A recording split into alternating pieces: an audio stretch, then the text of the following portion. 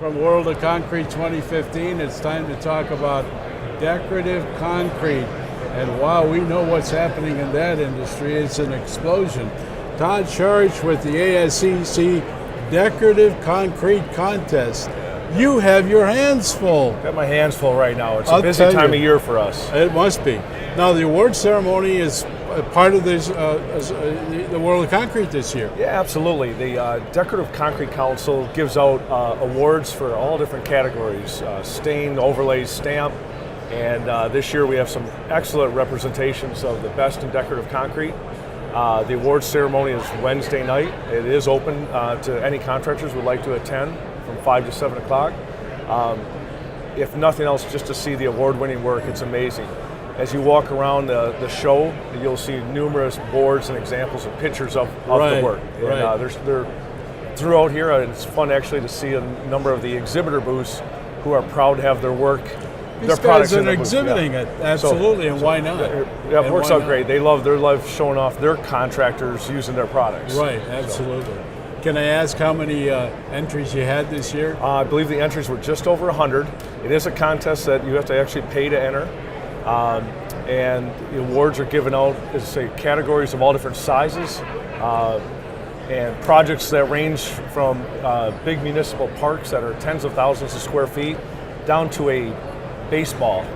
We have a polished baseball that won for a polishing category under 5,000 square feet, and I think it's actually more like about 50 square feet. A beautiful monument that a gentleman from Midland, Michigan created. And did a great job. Eric Forshee is the gentleman. Well, we were discussing before about the interaction you have with members of the community in contracting and more so concrete, and you're the go-to guy, as I understand it, for questions being answered, and a guy comes up with, wow, what do I do now? Yeah, that's it's a pleasure to be I'm the hotline. Yeah. There's an 800 number that rings right to the phone in my pocket here, and what's neat is I get calls from around the world, and so I get exposure to what is going on, what are the trends, who is doing what type of project. Sure. And the nice part is I know I can't answer all those calls, but the Decorative Concrete Council is made up of so many great members that I know if I can't answer it, I have just a multitude of resources to fall back. Yeah. But it's also great because I get to see the trends in the industry. I get to see where engineers and architects, what they're specifying, what they're having difficulties with, and so in turn we turn around and relay that to our membership so they can see it. And, so where are we going?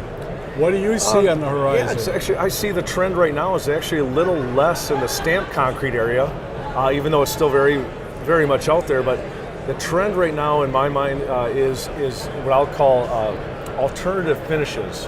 And by that I mean exposed surfaces, not quite the old days of where we used exposed aggregate stone, but instead we're etching the concrete. So we're putting color in the concrete, a lot of times putting specialty additives or specialty aggregates in the concrete, and when they expose it, they get just a little bit of exposure that shows some of the aggregates, the sand, salt, and pepper, maybe type finishes, Sure. But it's encased in colored concrete. And now we're even getting into where we're seeing glow-in-the-dark technologies, little aggregates glow in the dark, as well as glass, rounded glass embedded in there. So essentially we're doing works of art in the sidewalks. The technology, awesome. It's just great to see. And the finished products, of course, for your purposes for the awards contest each year is just like, wow, where are we going now? Yeah, it's pretty amazing to walk around even just right now out in the artistry demos and see what some of these people are doing. It's difficult because sometimes you wonder how often are they ever going to repeat that. But the fun part is a lot of the people out there, they are artists, and they don't want to repeat something. They're not about production. Right.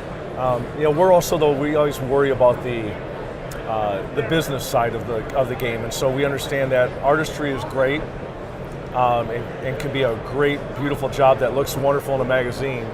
But we also need to be able to do methods that make money and are replicatable. Absolutely. And so we're really making sure that our customers and our members of the DCC are looking out for that. Good.